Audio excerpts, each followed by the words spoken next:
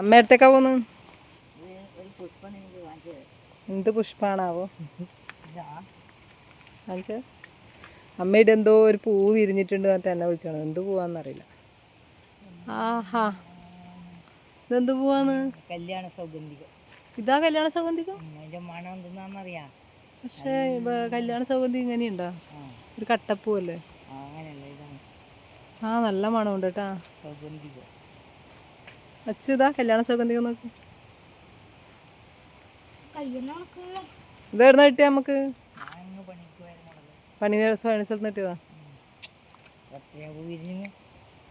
ഇതിന് വേറെ എന്തെങ്കിലും പേരുണ്ടെങ്കിൽ അറിയുന്നവരൊന്ന് കമന്റ് ചെയ്യണം. കല്യാണ സൗഗന്ധികം എവിടെ ഉണ്ടല്ലേ? ഏത് ഏത്? ഇത് മന്ദാരം. അത് ഏകദേശം അതേ കളറിന്, വെള്ള കളർ. പക്ഷെ അത്ര വൈറ്റില്ല. ഇവിടെ നല്ല മഴക്കാറാണ്. വേണ്ട, ഏത് നിമിഷം പെയ്യുന്നില്ല അവസ്ഥയിലുള്ളത്.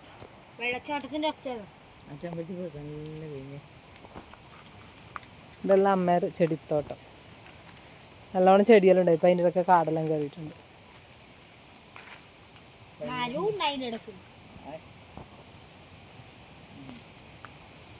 ഇതെന്തേടി അമ്മ?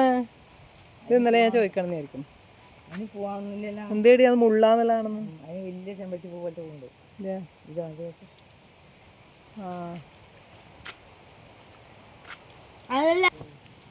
ഇത് ചേഞ്ച്ഡ് റോസ് മന്ദാരം. അതായത് രാവിലെ വെള്ള കളറായിരിക്കും, വൈകുന്നേരം ആകുമ്പോഴത്തേക്ക് ഇതാ ഈ ഒരു കളറായിരിക്കും. കണ്ട,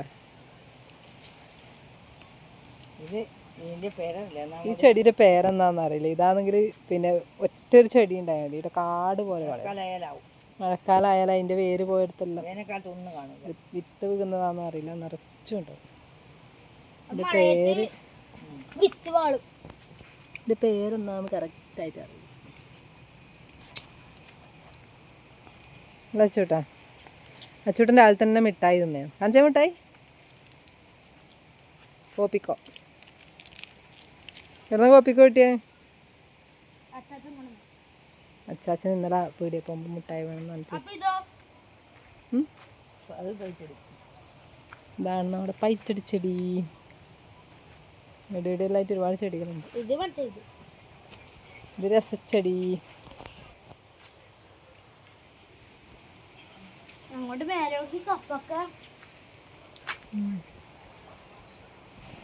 സാമ്പാർ ചീര ഉണ്ടമ്മേ? അച്ഛൻ ഒരു പാത്രം എടുത്ത് കൊടുത്താൽ നമുക്ക് സാമ്പാർ ചീര വരയ്ക്കാൻ. മടിയണം.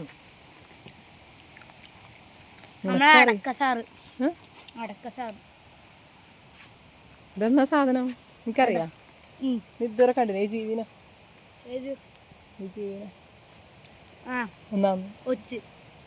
ഒച്ച് എന്ന് പറയുമ്പോ അതിന്റെ പുറത്ത് എന്തോ ഉണ്ടാവില്ല, ഒന്നുമില്ലല്ലോ. അച്ചിലി എന്നും പറയും, അച്ചു എന്നും പറയും. ഭയങ്കര വിഷമുള്ള സാധനമാണ്. അതാ ആദ്യമായിട്ടാണ്. നമുക്ക് സാമ്പാർ ചീര വരയ്ക്കാലോ. അമ്മമ്മ പാത്രം എടുത്തിട്ട് ആടാ. അപ്പൊ ഇതാണ് സാമ്പാർ ചീര. ഇനി വേറെ എന്തോ പറയലുണ്ടല്ലോ, വേലി ചീരാൻ പറ്റും. കുറച്ച് മതി.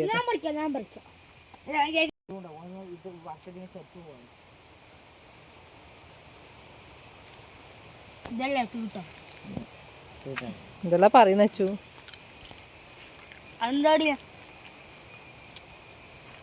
ചെമ്പരത്തി ആടെ വരെ കൊണ്ടുപോയി നട്ടിട്ടു. ഇത് ആടാ ചാടി ചോദിച്ചു. ഇതാണ് വെറ്റില. മനസ്സിലായി. പണ്ട്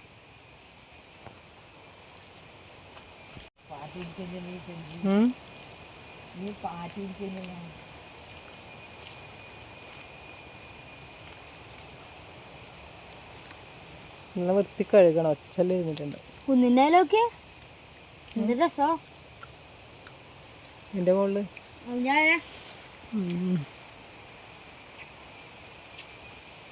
മഞ്ഞില്ല.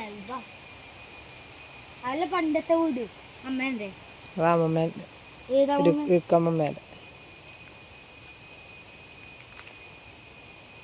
ആരെ? രുക്കമ്മമ്മേൻ്റെ. കുറച്ച് മതി അമ്മ.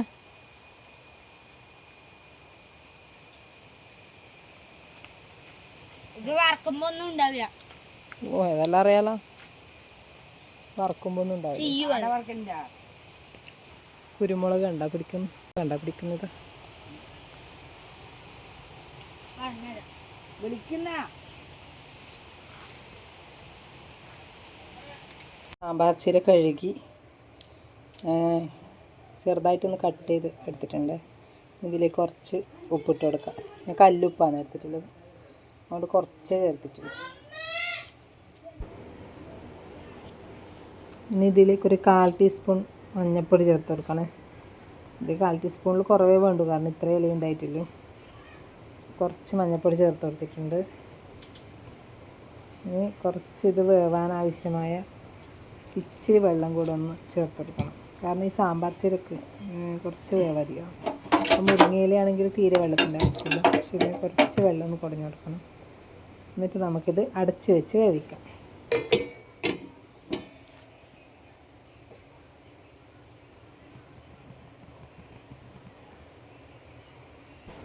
ഇനി ഞാനിതിലേക്ക് ഇടാൻ വേണ്ടി കുറച്ച് തേങ്ങ ചിരവിയത്, വെളുത്തുള്ളി, കാന്താരി മുളക് ഇവയൊക്കെ എടുത്ത് വെച്ചിട്ടുണ്ട്.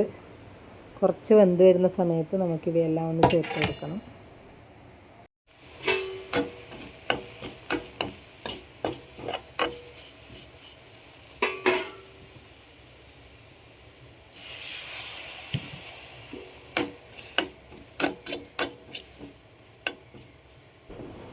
ഇനി നമുക്കിതിലേക്ക് തേങ്ങയും വെളുത്തുള്ളിയും കാന്താരിമുളകും കൂടി ചേർത്ത് കൊടുക്കാം. സിമ്പിളായിട്ട് ഉണ്ടാക്കിയത് ഇലക്കറിയാണ്. ഇലക്കറി കഴിക്കാൻ കൊതിയായതുകൊണ്ട് കുറച്ച് ഇല പറിച്ച് അത്രയേ ഉണ്ടായിരുന്നുള്ളൂ. അപ്പോൾ അത് പറിച്ച് കുറച്ചൊന്ന് ചെറിയൊരു ഉപ്പേരിയാക്കാൻ വിചാരിച്ചു. ഇപ്പോൾ തേങ്ങയും വെളുത്തുള്ളിയും കാന്താരിമുളകെല്ലാം ഇട്ട് കൊടുത്തിട്ടുണ്ട്. ഇതൊക്കെ നന്നായിട്ടൊന്ന് മിക്സ് ചെയ്തതിന് ശേഷം കുറച്ച് പച്ച വെളിച്ചെണ്ണയും കൂടി ഒഴിച്ച് കൊടുത്താൽ നമ്മുടെ ഉപ്പേരി റെഡിയായി കേട്ടോ.